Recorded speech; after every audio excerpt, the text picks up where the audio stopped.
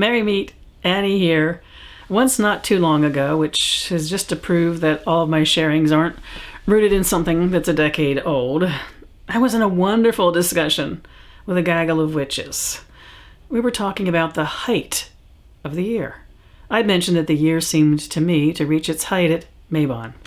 And if you follow my daily posts I've been making, you know that I posted a blog about being at the mountaintop and then taking the next step back in that season. One of us, though, shared his thought that the height of the year was mid-autumn, at some time during the season of Samhain. The point exactly defined by the timing of the fall of the leaves. When the leaves have shed their autumn colors, he declared it was the height of the year. We were all curious as to why it felt that way to him, and then he told a beautiful story of his childhood. He grew up somewhere along the Appalachian Mountains, and there was a point after leaf fall each year that his grandfather would take him to the top of the ridge on the mountain where they lived.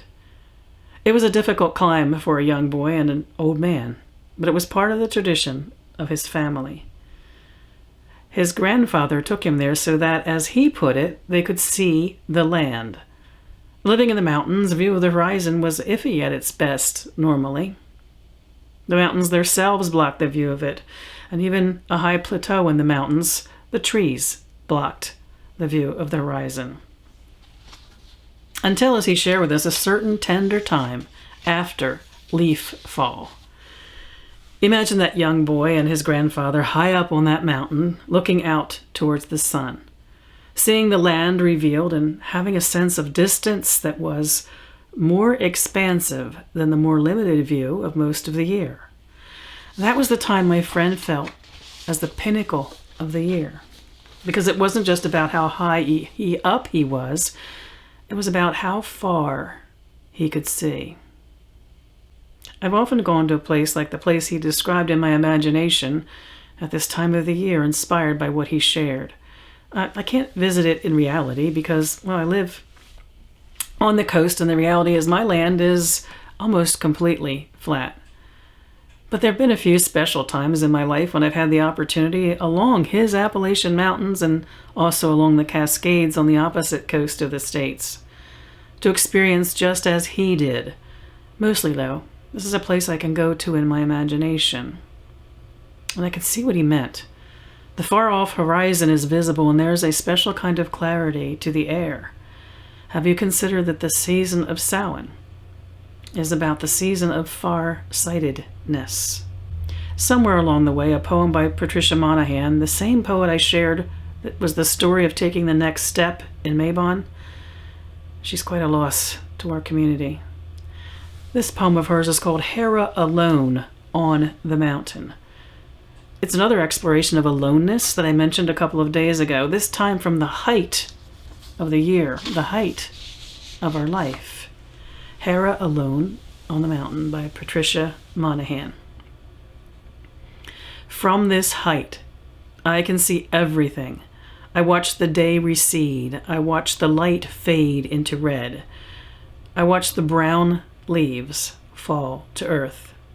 It's time to strip to the bone, time to measure the worth of each moment, to catch the last ones before night. Soon enough, red fades to gray. Soon enough, we cease to be. Look there. An eagle rises as the first star gleams. Now listen. Far away, an owl's deep moaning song cuts through the chilling air. I'm standing here, alone. Standing head back, breasts bare to the wind. I belong to the earth now, the sky, to myself and to my dreams, with no masks left, no disguises. You who would love me now, beware. I'm all fire and blood. I have no time for those who cannot feel the way through flesh to soul. My life is now half gone, but each night is left whole. Each day can now reveal how life is most sublime when fastened to desire. From here, All time is now. As often with poems, I often latch onto the first or last line. In this case, the last line. From here, all time is now. Those who are with me in this season of the Dedekind experience will probably react to that line too. It's all about Aeon, my Dedekind friends. All time is now. I can see clearly from here.